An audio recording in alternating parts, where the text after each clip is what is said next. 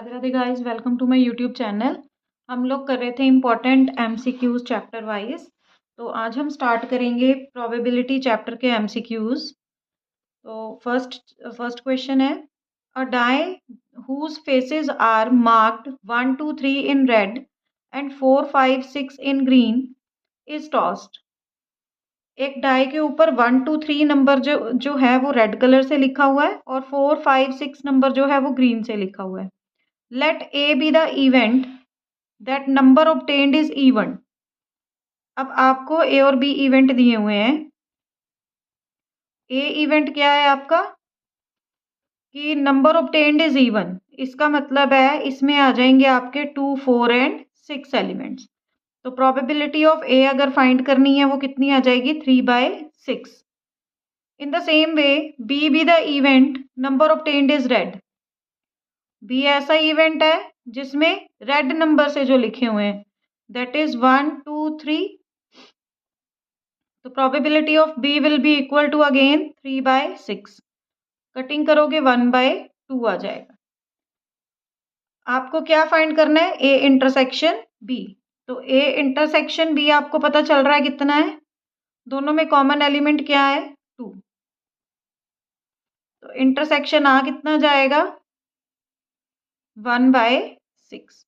तो यही है आपका answer. Let us move to question number 2। Find whether A and B are independent. अब इसी क्वेश्चन में बताना है कि ए और बी इंडिपेंडेंट है या नहीं है।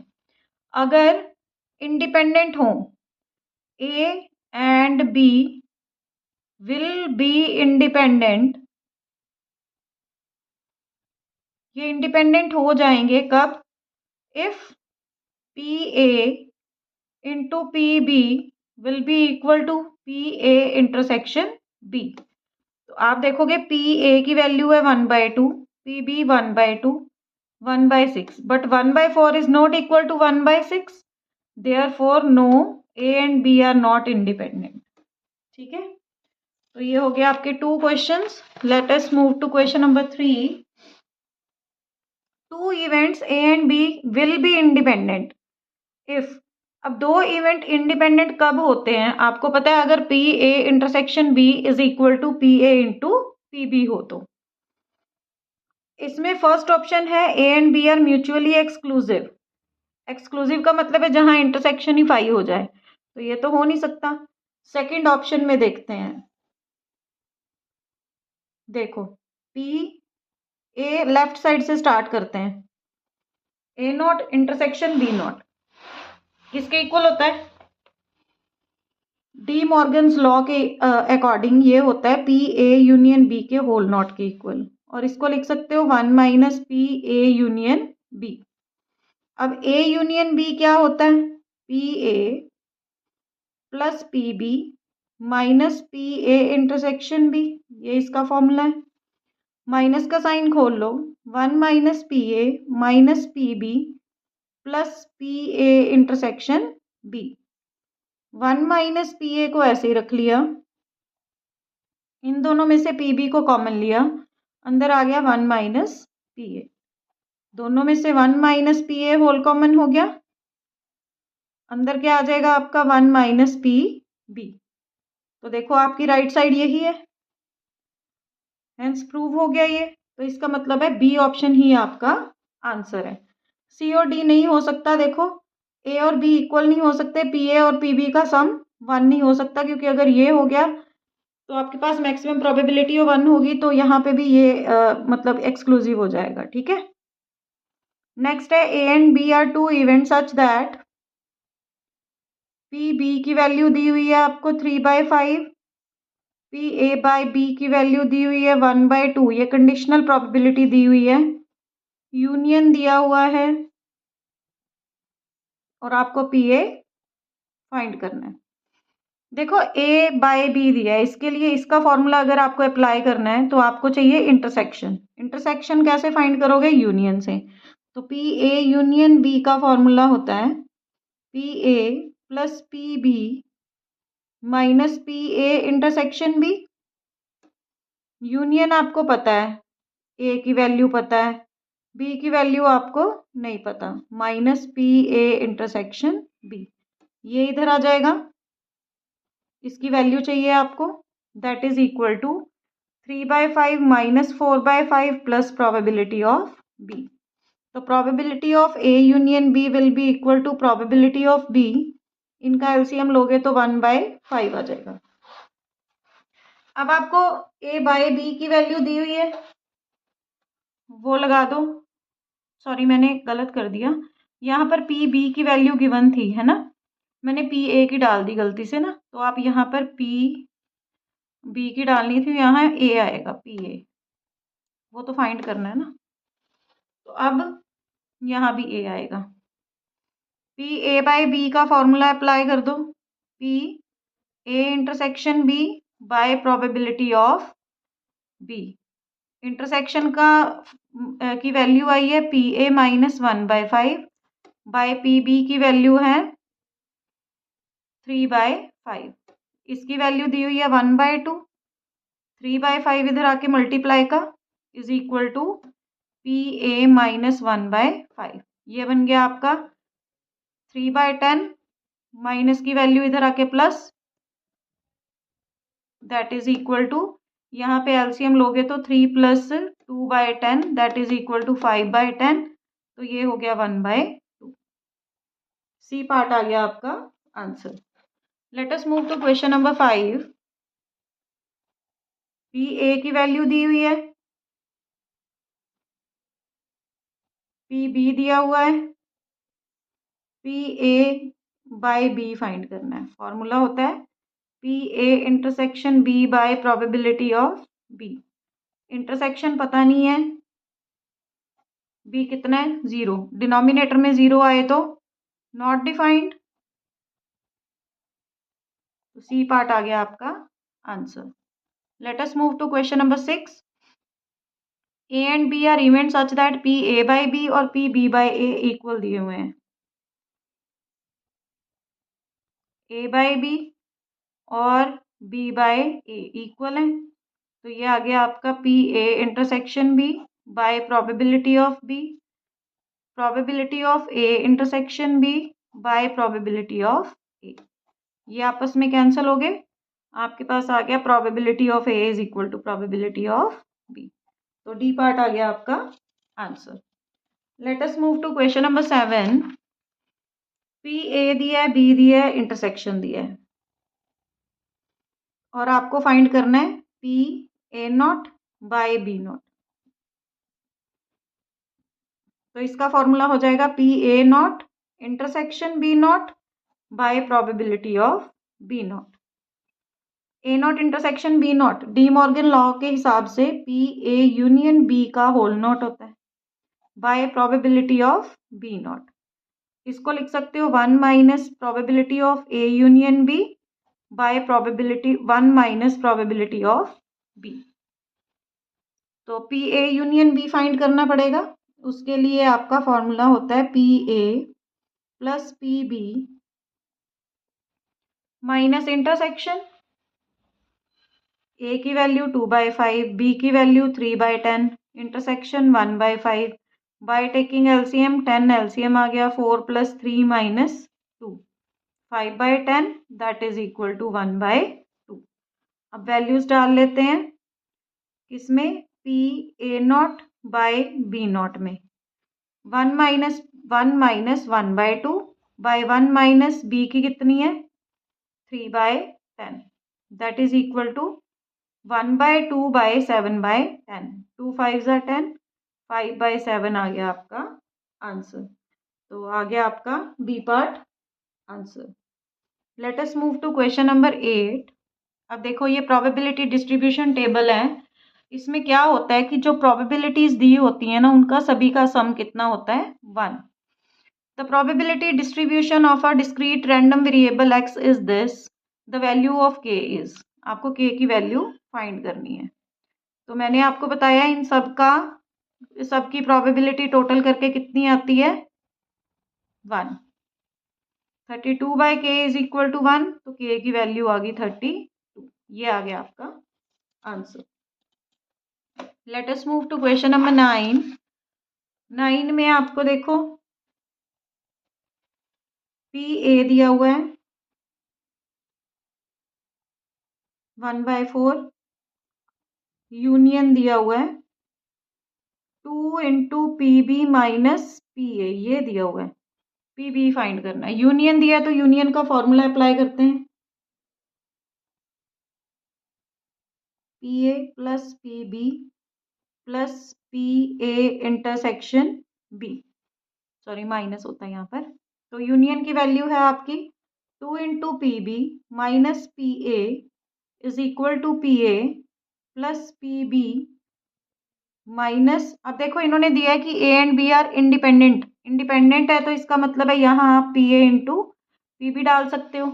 अगर दो इवेंट आपके पास इंडिपेंडेंट दिए होते हैं तो उनका intersection is equal to A into B होता है ना।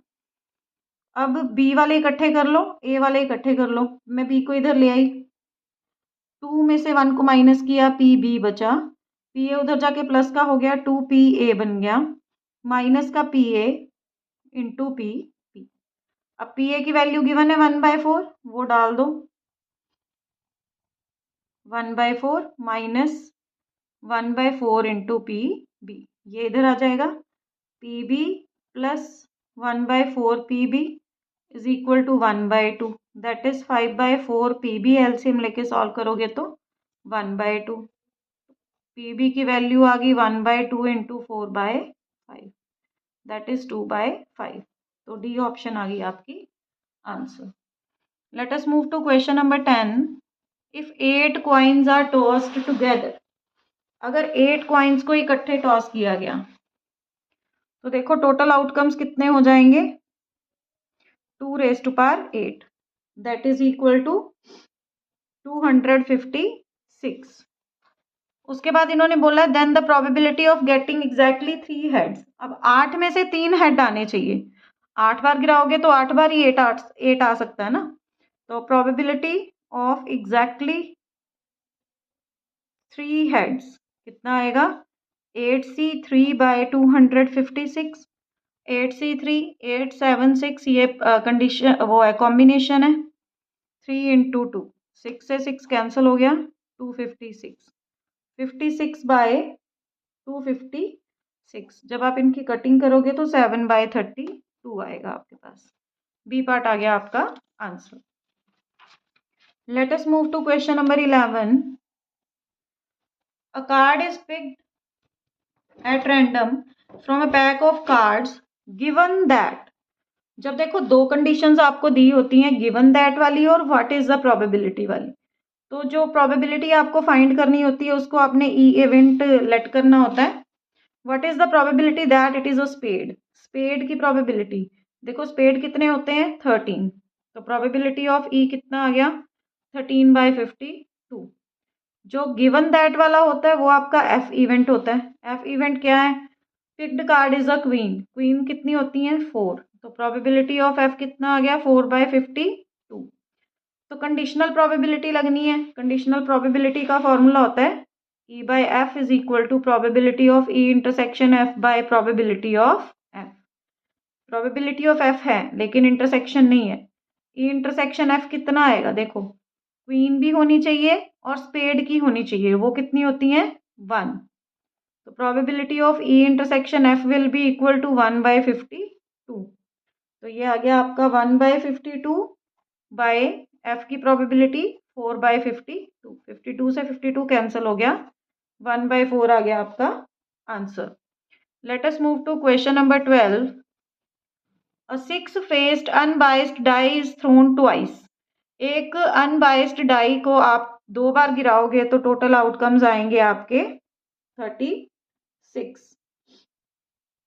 उसके बाद इन्होंने बोला है and the sum of the numbers appearing on the upper face is observed to be 7, then find the probability that the number 3 has appeared at least once।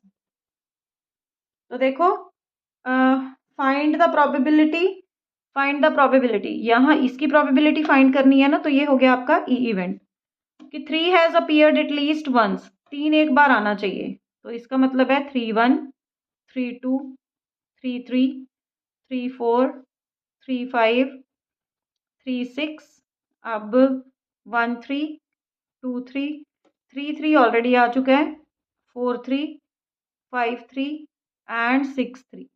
तो ये आउटकम हो गए वो कि जिनमें 3 कम से कम एक बार तो आता ही है। तो ये आउटकम हो गए आपके 11। तो प्रोबेबिलिटी ऑफ ई आपने फाइंड कर ली 11/36। अब एफ इवेंट क्या है? It is given that the sum of the number appearing on the upper face is observe to be 7। जो मतलब आपका सम आए अपर फेस पे वो 7 आना चाहिए। तो 1 6 हो सकता है, 6 1 हो सकता है, 2 5 हो सकता है, 5 2 हो सकता है, 3 4 या 4 3 हो सकता है। तो टोटल आउटकम आ गया आपके 5। तो प्रोबेबिलिटी ऑफ एफ आपने फाइंड कर ली 5/36। अब इंटरसेक्शन, इंटरसेक्शन में देखो 3 भी होना चाहिए और सम आपका 7 भी बनना चाहिए। 3 4 4 3 4 3 3 4। कितने एलिमेंट कॉमन है? 2। 3 4 एंड 4 3। कितने एलिमेंट है? 2। तो प्रोबेबिलिटी ई इंटरसेक्शन एफ की कितनी आ गई? 2/36। आपको निकालना है ई बाय एफ।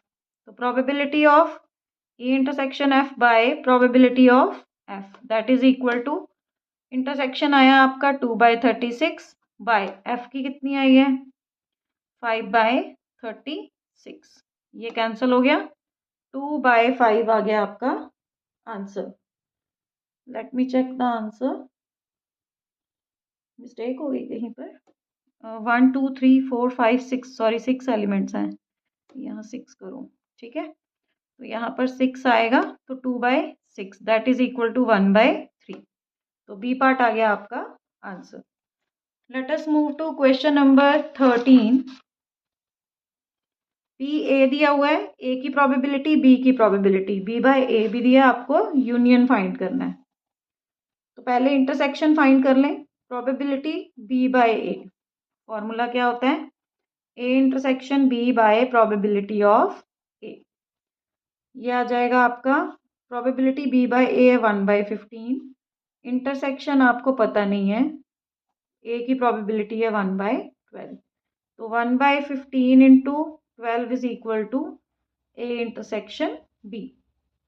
जब आप इसको मल्टीप्लाई करोगे तो ये आ जाएगा आपका 180। अब आपको इंटरसेक्शन पता है, ए पता है, बी पता है, यूनियन फाइंड कर सकते हो। यूनियन का फॉर्मूला लगाओ। A union B is equal to probability of A probability of B minus probability of A intersection B. A की है 1/2 1/12 5/12 माइनस 1/180। 180 एलसीएम आया 15 + 75 minus 1 that is equal to 89/180। ये आ गया आपका आंसर। ए पार्ट हो गया आपका answer. Let us move to question number 14। A bag contains 5 red and 3 blue balls. If 3 balls are drawn at random without replacement, अब जो बॉल आपने निकाली है उसको आपने दोबारा रिप्लेस नहीं किया है, बैग में नहीं डाला, then the probability of getting exactly 1 red ball is. तो देखो एक रेड बॉल आनी चाहिए, बाकी 2 होनी चाहिए आपकी blue balls.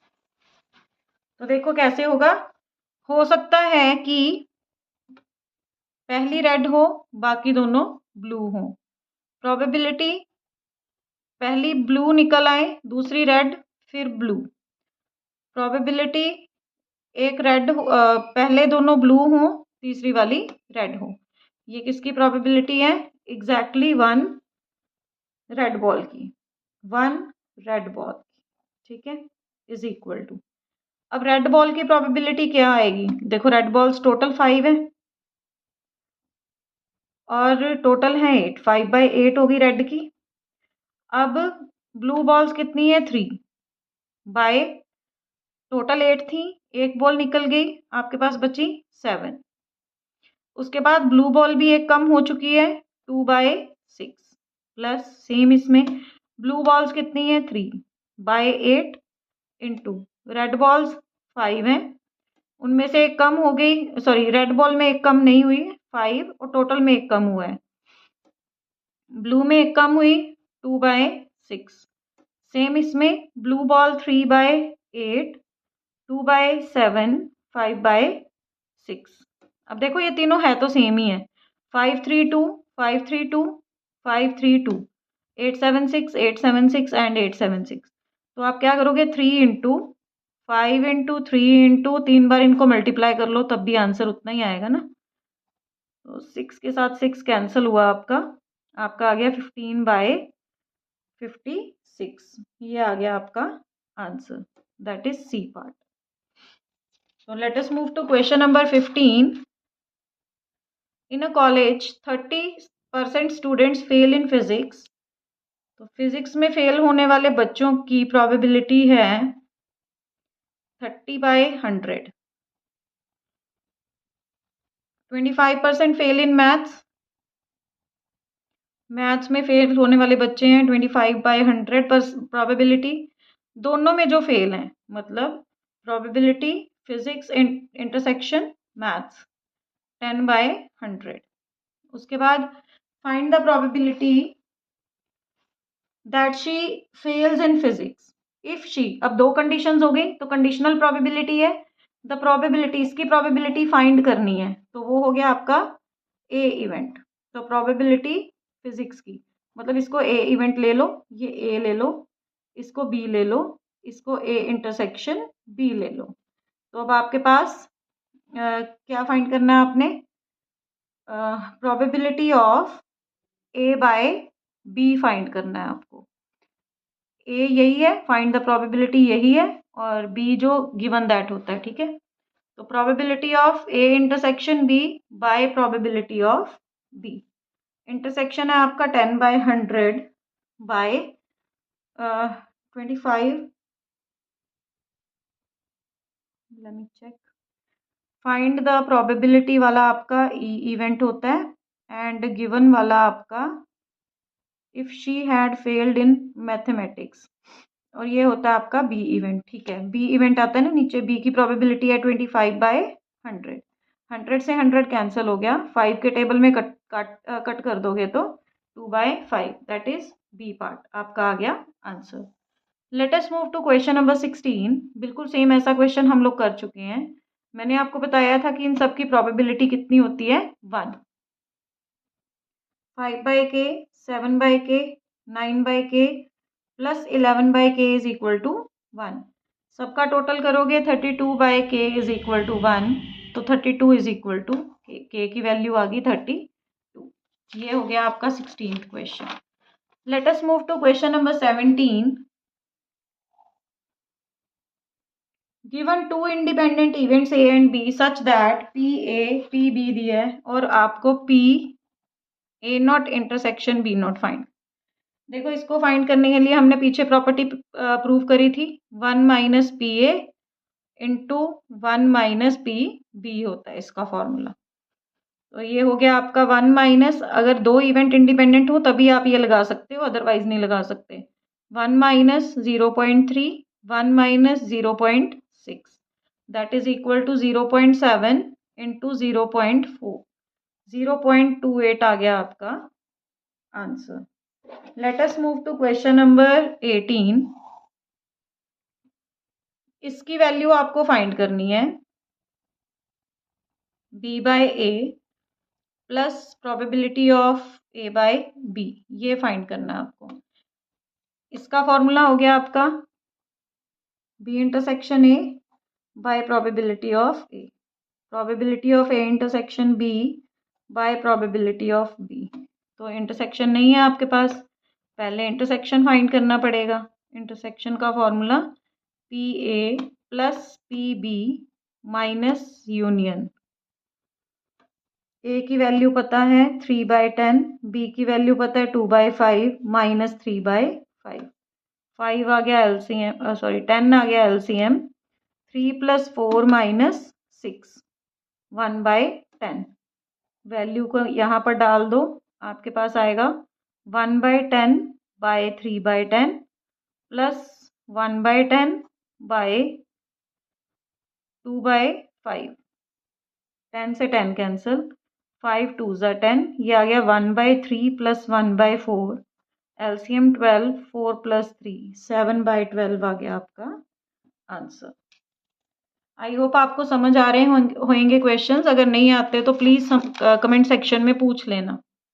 The random variable x has the probability distribution P x of this. अब ये आपको दिया हुआ है, ठीक है, सेम वही क्वेश्चन है, बस इसमें टेबल नहीं बनाया, मतलब वैसे लिखा हुआ है कि के आएगा जब एक्स की वैल्यू 0 है, 2k आएगा, तो इन सब की प्रोबेबिलिटी कितनी होनी चाहिए, 1 होनी चाहिए। तो ये आ जाएगा आपका k plus 2k plus 3k, 0 लिखो नहीं लिखो कोई फर्क नहीं पड़ता, सॉरी ये 1 होना चाहिए। 6k is equal to 1, k की वैल्यू आ गई 1/6, ये आ गया आपका answer. Let us move to 20th question. A can hit a target 4 times in 5 slots. तो प्रोबेबिलिटी ऑफ A कितना है, यहाँ से स्टार्ट कर लेते हैं। प्रोबेबिलिटी ऑफ A कितना है आपका, 5 में से 4 बार हिट करता है, 4/5।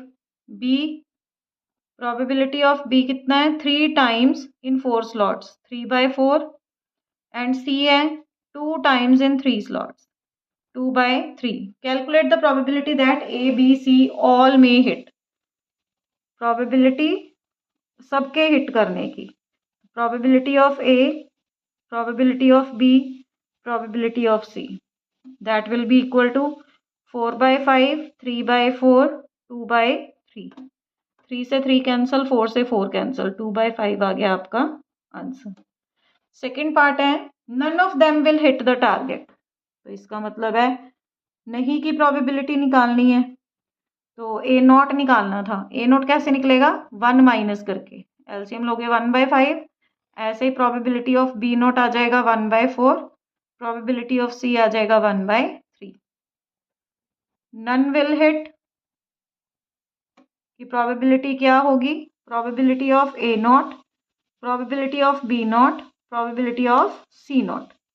ए नॉट मतलब 1/5, 1/4, 1/3, दैट इज इक्वल टू 1/60। तो ये आ गया आपका आंसर। तो आज के लिए इतना ही। आज हमने प्रोबेबिलिटी चैप्टर के एमसीक्यूज को कवर किया। Till our next video, bye bye, have a nice day, Radhe Radhe.